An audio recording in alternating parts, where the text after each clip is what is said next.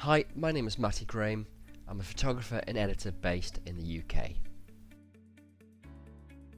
My latest trip took me to the Faroe Islands, which are actually only an hour's flight from Edinburgh, but remain an undiscovered goldmine for landscape photographers. With the rugged coastline similar to that of Iceland, and the tall snow-capped mountains reminiscent of Norway, the Faroes give the best of both, much nearer to home. There's less than 50,000 people on the islands, and the best way to get around, especially if you're packing tripods and heavy cameras, is to hire a car. Although you can stop and get a great image anywhere, there's some really special spots that I'd like to share with you. Tórshavn is one of the smallest capital cities in the world, but has everything you could need. For photos, the best plan is to head to the harbour. Amongst the little fishing boats coming in and out, there's always time to switch to your telezoom lens and get some close-up detail shots. Nets, ropes, details on the boats, there's plenty to fill the frame with.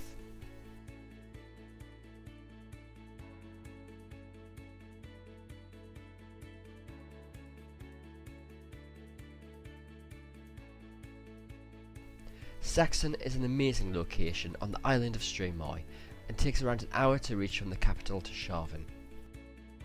A picture-perfect church sits on a hill overlooking a lake and flanked on each side by mountains. With a waterfall running down into the lake, you could spend hours here and not set up the same composition twice.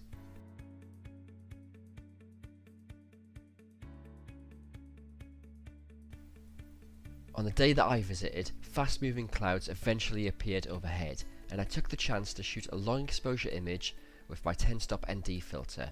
It turned out to be one of my favourite images of the day.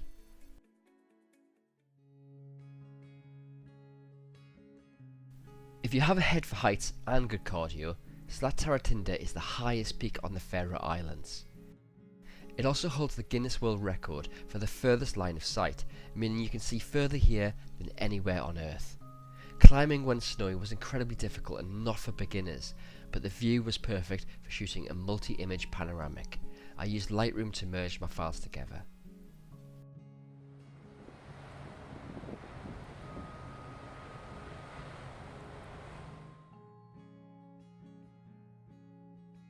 Žukov is a tiny village at the very north of Streymoy. It faces into the Atlantic and huge waves crash against its shores. The village is named after the gorge which fishermen used as a natural harbour.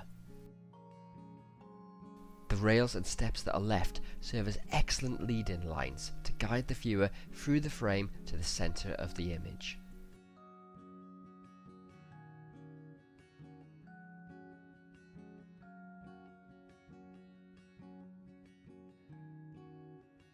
Lake Sjávarða is where the Faroes get really wild. At the end of the lake is a massive peak, and if you're brave enough to get to the top, you can capture an image that looks like an optical illusion with the lake above the ocean.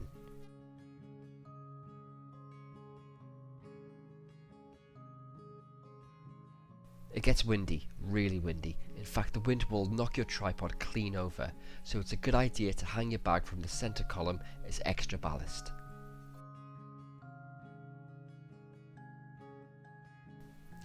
The road on Vaga Island, from the airport to Björn, is one of the best and looks like it's straight out of an episode of Top Gear. There's so many places to stop and grab some great landscape images as waterfalls roll down the side of hills into the waters below. I found that including a road, car or even a person helps add a sense of scale to the scene and can deliver a much needed personal touch to your images. Gossadulla is the jewel in the crown of Faroe Island locations, and one that's only fairly recently come onto the radar. Until the road tunnel was built in 2006, the village was only accessible by boat or over a high mountain pass. Now you can drive straight into the village and fill your memory card with images of the amazing waterfall set against the mountains. An ultra-wide lens is a great choice for this location to get the waterfall and the tall mountains in the backdrop into one frame. To me, the Faroe Islands are probably the best kept photography secret in Europe, yet thanks to the flight time of just over an hour, they're also one of the closest too. It's the place to visit if you want to shoot new views that haven't been splashed all over image sharing sites 1,000 times before. So, if you're interested in going, check out visitfaroeislands.com for more advice.